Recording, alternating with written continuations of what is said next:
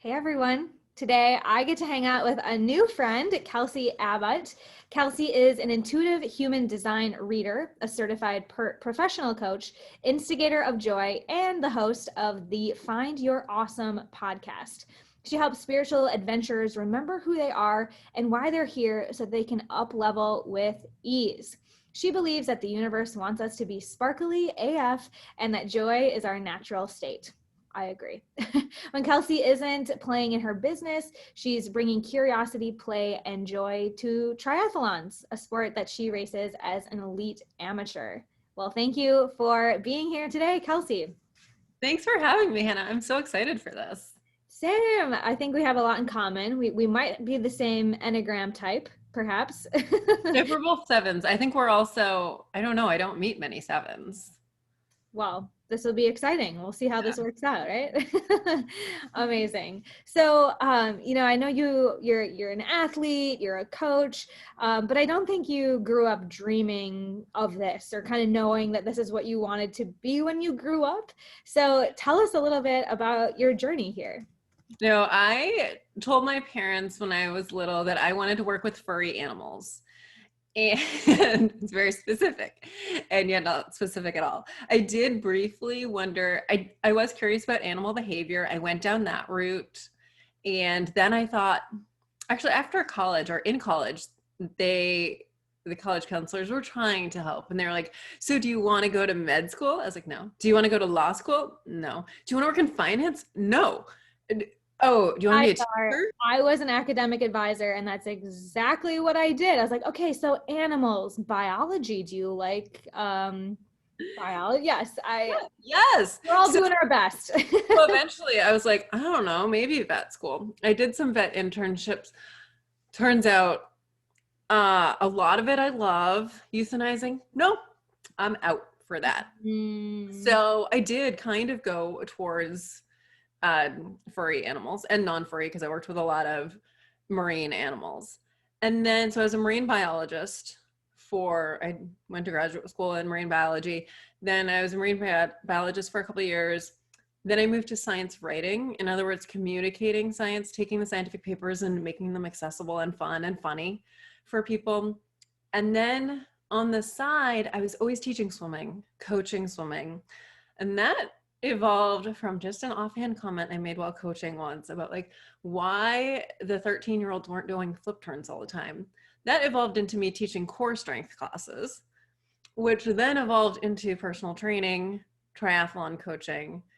And then there was this moment my science writing gigs were getting a little less frequent. Contracts were getting pulled, funding was getting cut, and I saw a post on Facebook. A friend of mine was like, I'm finishing up my coach training program and I need to coach some people. Who wants it?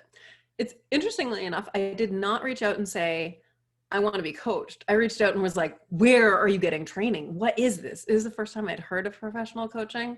Mm-hmm. I was enrolled in her school 2 days later. Mm-hmm. And so then I was into professional coaching. And a few years later, I started my podcast, the Find Your Awesome podcast. Side note, I started it from a camper using Hotspot for Wi-Fi. So if you want to start a podcast and think you have reasons not to do it, I got every reason why you can do it. And while interviewing someone for the podcast, she said, have you heard of human design? And I kind of cocked my head in this like, huh?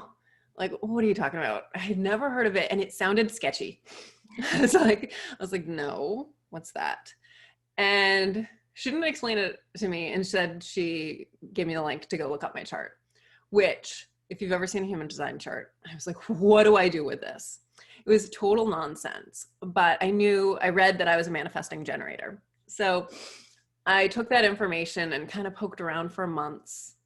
And finally I learned manifesting generators are known as warrior Buddhas. And I was like, oh, that like resonated deep within. And that was like, oh, there's something here.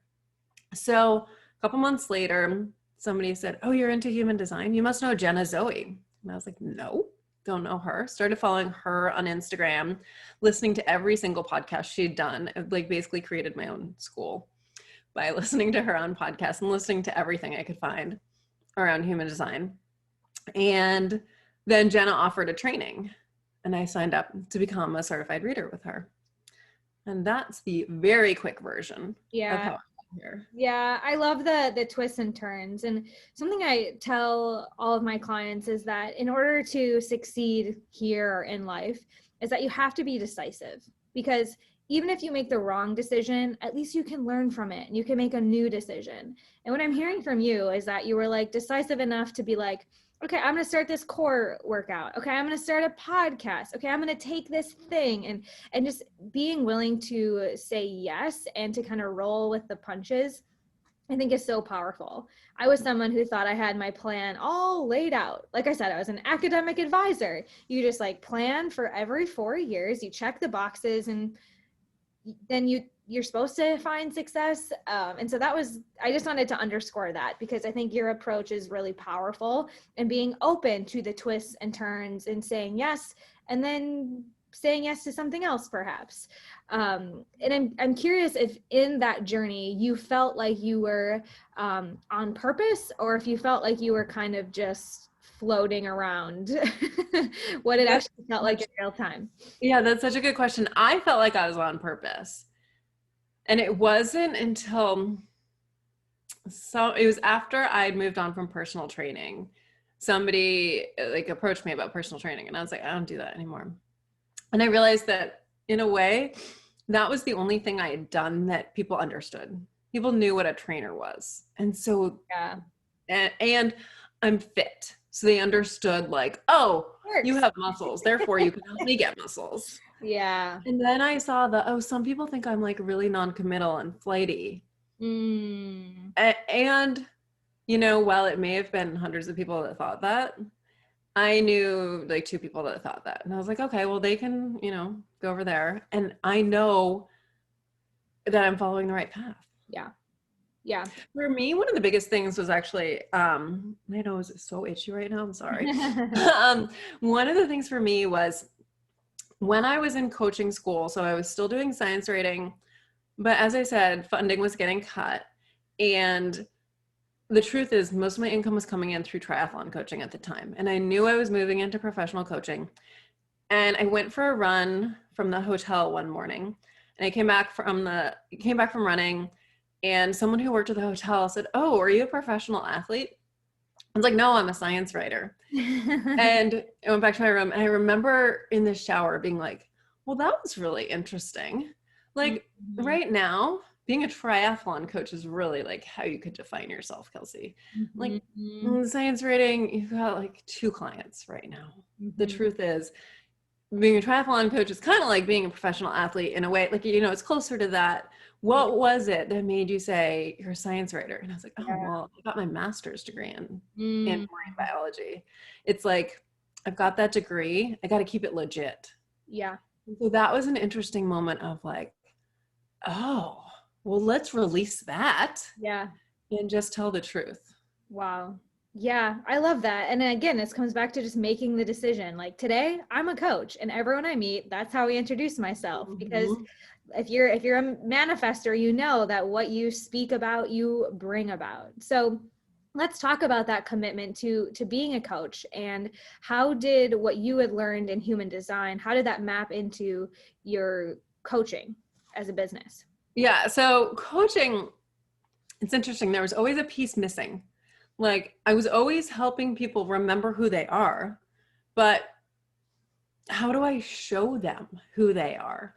And then human design comes in and is like, well, here's the blueprint that everybody's soul chooses a blueprint before they're born, that our souls choose what we're going to do and who we're going to be, and then chooses all the golden nuggets that are going to make us who we are. In other words, our soul sends us here with a toolkit, and then we see the whole thing in a blueprint. And so all of a sudden now I had this piece to show my clients.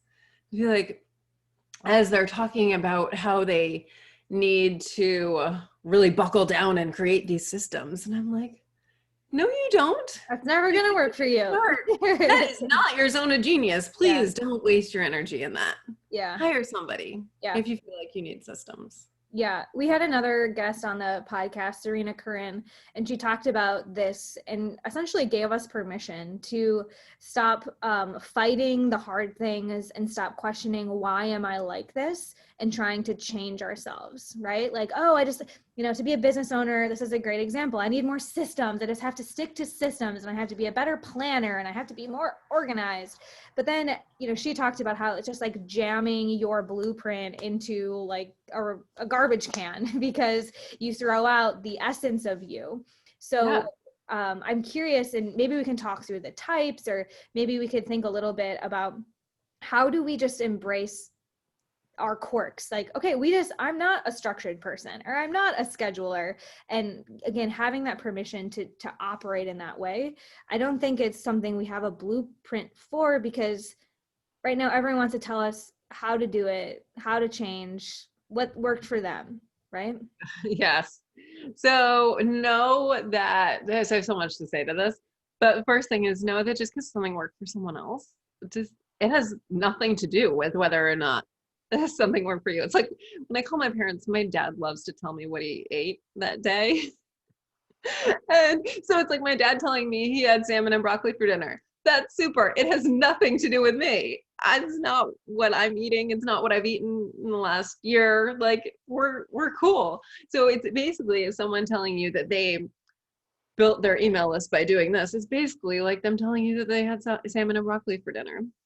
Right before I discovered human design, I was working with a couple coaches who were really, in hindsight, and at the time, I did feel like it was bullying. Like, Kelsey, you got to get super specific. And one of the things I discovered in human design is we are either built for specifics or we're not built for specifics. And if we're not built for specifics and we try to get specific, it's like slamming on the brakes. It's like hardcore, like, eek, you lose your flow. Mm-hmm. And that for me gave me so much permission. Like, oh, okay, so my job is not to be specific. My job isn't to know what's next. It's instead being like, hey, universe, please bring me abundance for being my authentic self, which is what I want and have wanted my whole life. I remember back to applying for colleges, being like, can't I just be me? Can't they just come watch me be me instead of me trying to like answer these specific questions and write this essay, trying to be someone that they want and like fill all the boxes. So human design gives us permission to be who we always know we are. Yeah. And that person who we've always known we are it's never the same as like that cookie cutter person we're trying to do. Because here's the deal. The universe is not, or the earth is not covered with 7 billion separate humans. We are one human shattered into 7 billion separate pieces. And each piece is totally unique. And we need to own that uniqueness so that we can all fit together like puzzle pieces, and together we rise. Yeah. And just like sleep better through the night too. I mean, I spent a lot of years trying to figure out, why am I this way? Why can't I do this? Why aren't I more that?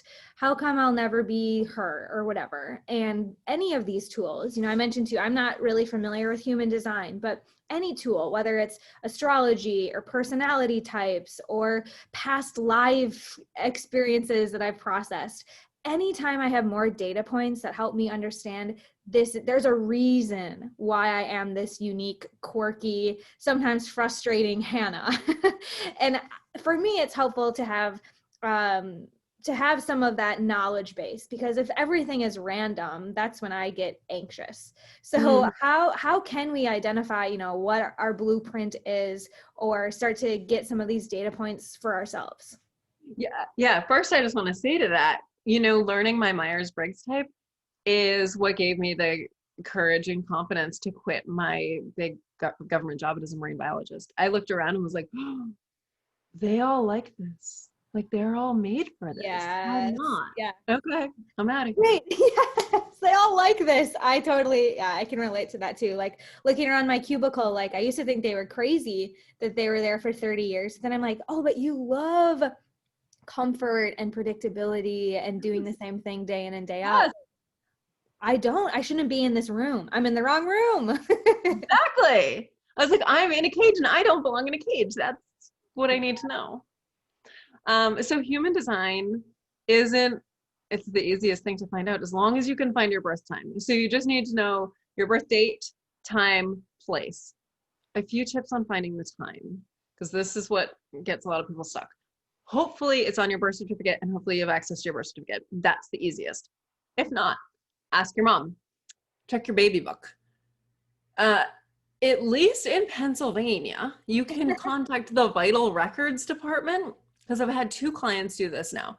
And I just learned that for Pennsylvania, don't do it online, because online they will send you the short version of your birth certificate, which won't have your time. So you have to actually like mail it in and include a note that says, I really need the birth time. I know my exact birth time because I'm proud of it. It was Monday at 5:01 p.m. Like, I got through the Monday workday and then I was like, all right, 5:01, let's do this thing. That's amazing. I was one of those weirdos too that I don't know. My mom told me once that I was born at 12:28 p.m. and I always remembered that. Yeah. My brother too is like 3:30, 4 a.m. She was on it. Maybe she knew that we were gonna need to learn about ourselves. So so once we know when we were born, where we were born, what next?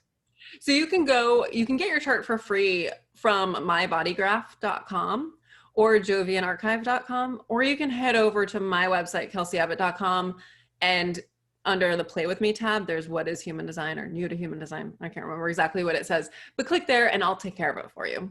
Awesome. Great. And so then that gives your us chart, all confusing information, right? all sorts of confusing information in this picture of like this human profile. It's like a half person, half tent with all these different colors and symbols all down the side, and there's lines, and the colors of the centers don't mean anything. I don't have any idea why they decided to make some green and some yellow and some brown and some red, but it doesn't mean anything. You'll get all that information. You will get the information on your energy type, which is either a generator, a manifesting generator, a manifestor, a projector, or a reflector. Your profile, which is the numbers, which like I'm a 4-6, you could be a 5-1, a 3-5. There's a whole bunch of different combinations. And then the rest is the super confusing bit that I can help you with. Yeah. You don't have to understand that. As one of my friends said, it's like alien. And I was like, yeah, well, we all have our zone of genius. And like you said, that's what makes this whole life puzzle and 7 billion of us work together. But for some of those like manifestor, reflector types, could we talk a little bit about those? Because I think that might be a good starting point for people to start to see themselves or think about really moving forward with some of this data. Yeah, so let's start with the reflectors. Reflectors are the least common, and they are reflectors. In other words, they are disco balls of awesomeness. They feel and amplify and reflect back the energy they feel around them. So if a reflector is surrounded by the people they're surrounded by and their actual physical environment, all impacts their energy.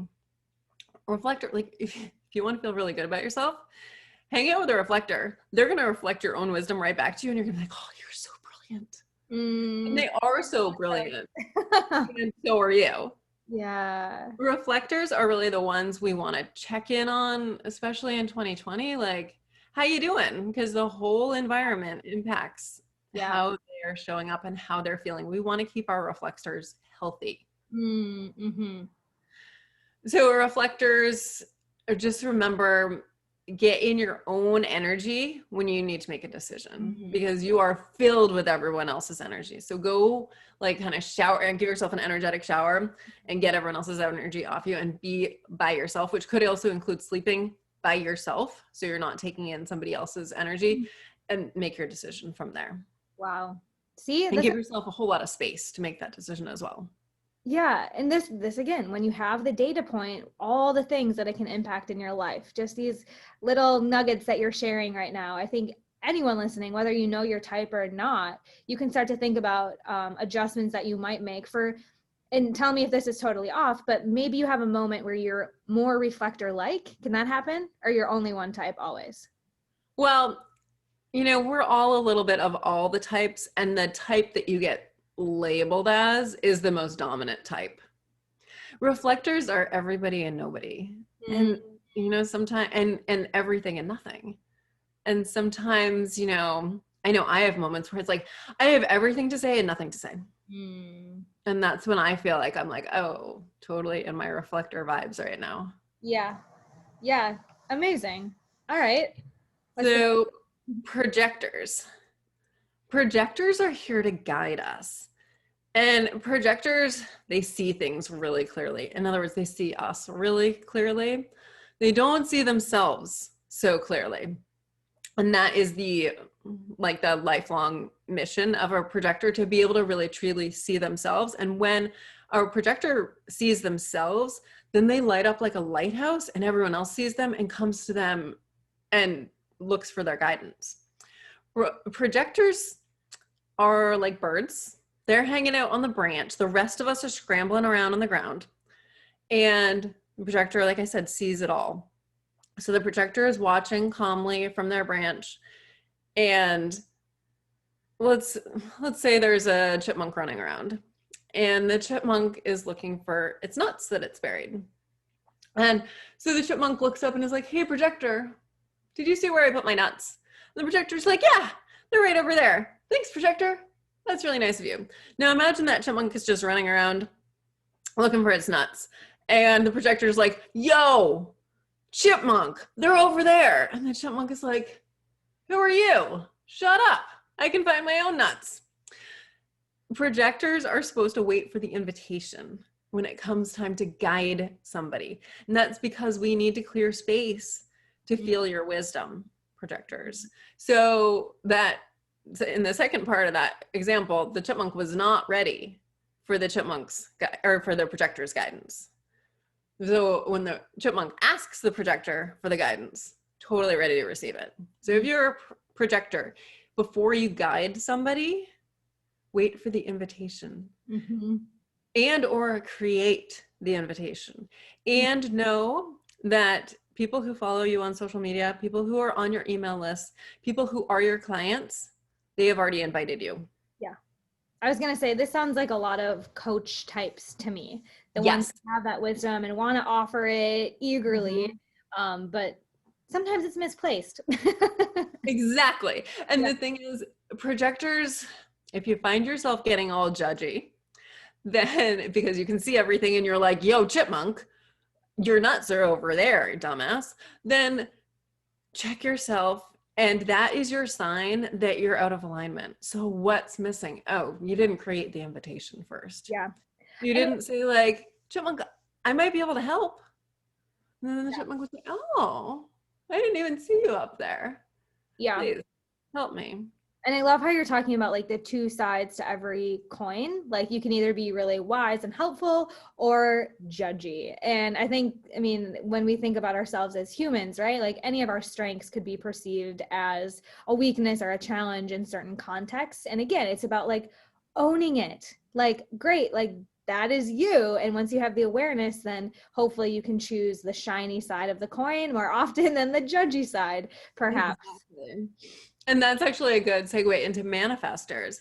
Manifestors are here to be super powerful. Their aura is so big. A manifestor cannot sneak into a room. Everyone is going to feel the manifestor's entrance. So manifestors as kids probably got the message, you're too much. You're too big. You're too loud. You're just too like, shh, tone it down, shrink. And what manifestors need to know is actually you're here to be huge. You are so powerful. You are the one that starts movements. So manifestors, be brave enough to be really big and be brave enough to start movements. Your energy is huge. So people are going to feel it. Some people are going to be terrified of it. Don't worry about them. They're not your people. Some people will follow you. Just got to be brave enough to go ahead and get it done. And you take the first step. People will follow. Actually owning it. I love that. And yeah, just so much Yeah. permission in this. And it's interesting. Obviously, these are things that it was true of you in childhood, right? Yes. So you were born this way, you chose this blueprint. And so often when I'm working with people to find their mission statement or their life purpose, it's like, what has always been true? Like in third grade, you were this way. When you were 30, you were this way, because there are just certain things about us that I believe, and you're teaching us, are ingrained. Yeah, we are born, the day we're born, we know exactly who we are. And then we start forgetting because people tell us, they either tell us with words or we interpret that we're supposed to be a certain way. Like generators. Generators are born knowing they're here to lift people up. And then when they're little, they get celebrated for sharing their favorite toy or cooperating or going and like hugging that aunt that they didn't really want to hug. And they get told they're good girls and good boys. And so they get this idea they're supposed to sacrifice themselves. And by sacrificing themselves, that's how they lift people up. They feel like only one of us can win.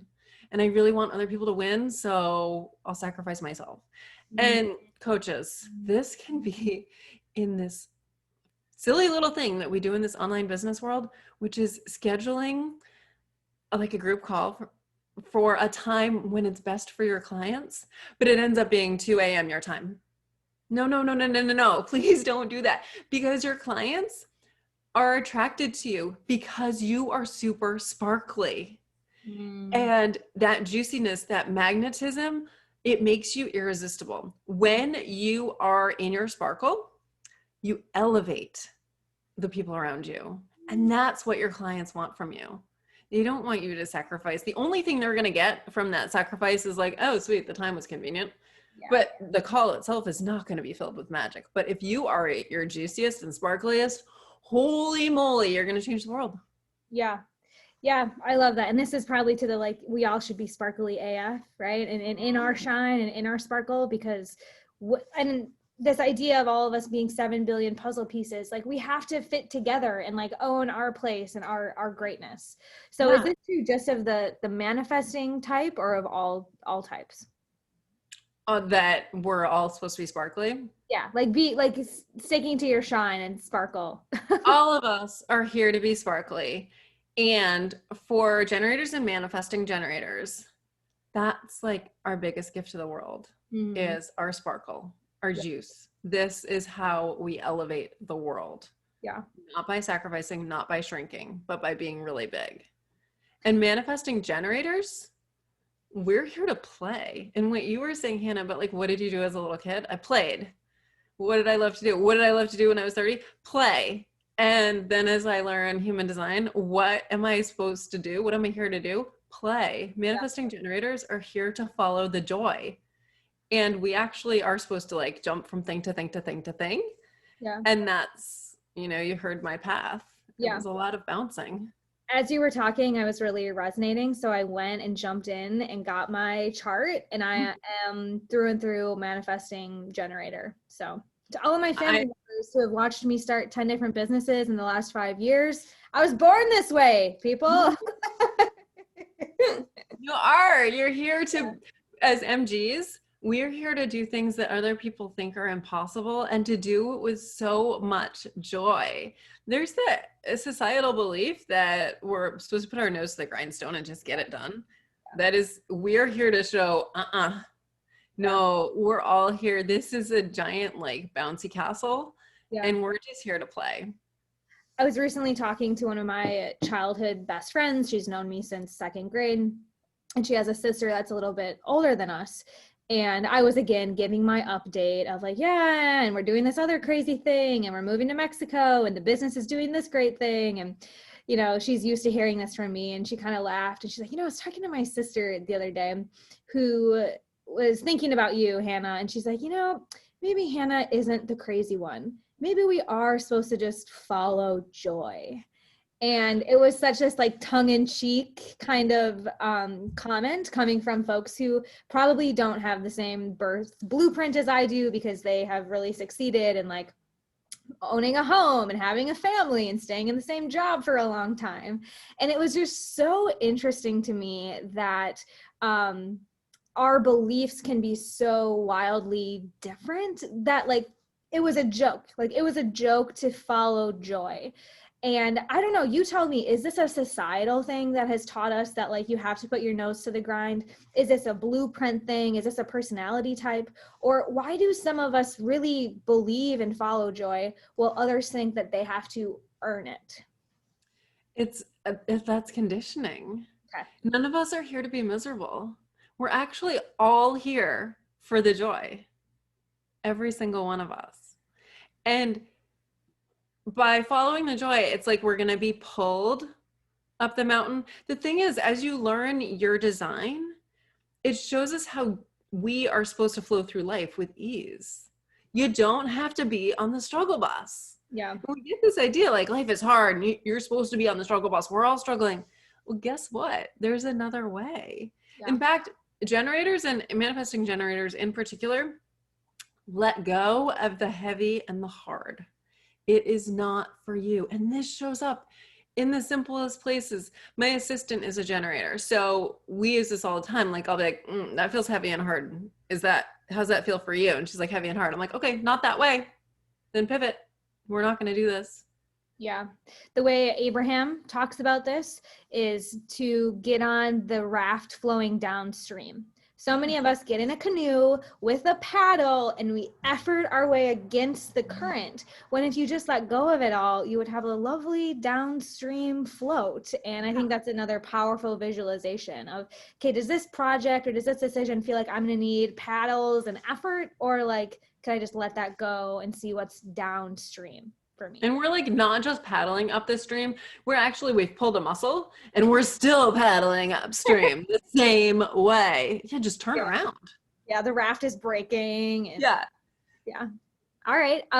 Any other types? How many more do we have? That was it. That was 5. Okay. Amazing. So I think, obviously having some, the next step to really go get your type would be really powerful. But I think the big thing I'm hearing here is that when it feels like struggle or heavy, take pause, because nothing was designed to operate in struggle. Right? In this. Yeah, that's really the universe being like, not this way. Yeah. And then as it gets harder, as you keep going that way, the universe is like, yo, not this way. Like I put down a barricade. Why'd you go around it? Yeah.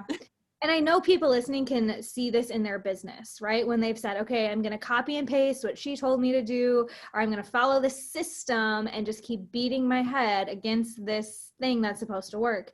And the longer that you struggle, the longer you don't get results, the longer that it feels icky, obviously you're going to get burnt out. But I think instead of trying to figure out what you need to change, it sounds like it's about letting go and simply seeking what feels good, what's joyful. Yes, just follow the joy. I can hear some people just being like, what kind of business plan is that? Well, it's an amazing one. It's a whole lot of fun. And isn't that actually the point of life? And you can do what I did and like struggle for a few years, trying all the things and banging your head against the wall, but like, come on over to the other side. Like we're telling you the shortcut here. And of course there are things you have to do, right? You have to pick up pen to paper. You have to make phone calls. You have to do certain things.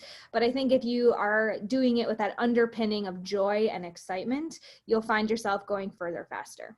Yeah, ease does not mean sitting on the couch and doing nothing. Right. I use the example, I did my first 100-mile bike ride a few weeks ago, and it was 90 degrees, super hot. The last 10 miles, I wasn't having the best time. Like I was pretty excited to be done. I was looking at my computer, like kind of counting things down. And you know what? There also was no place I'd rather be. And so it wasn't easy, but it was filled with ease because I was powered by joy. I love that. So powerful and really great reminders, whether it's hitting the bike, hitting the business sidewalk, or, even navigating some of your relationships, just, finding the joy. So Kelsey, where can people continue this conversation, get more in depth on their chart, and learn more about what you do? Yeah, so come over to kelseyabbott.com/human design, and that's where you can book a reading, and you can book an individual reading or a partner reading if you've got a business partner or a significant other or parent, child, any relationship you're in. It's so fun to see how you two work together. And then if you want to geek out on all things human design, check out the Find Your Awesome podcast. It's sprinkled since the start of 2020. There's a bunch of solo episodes, and pretty much human design is a little bit in every episode. So if you are a nerd like me and want to geek out and just like learn as much as possible through your ears, you can get a whole lot of amazing. Paying it forward, just like you kind of built your own course with other folks' podcasts. I love that you're paying it forward now. Well, thank you all. Be sure to check out Kelsey Abbott for all things human design. Thank you so much. And I will be back next week with another inspiring guest that will help you make your dream life your real life.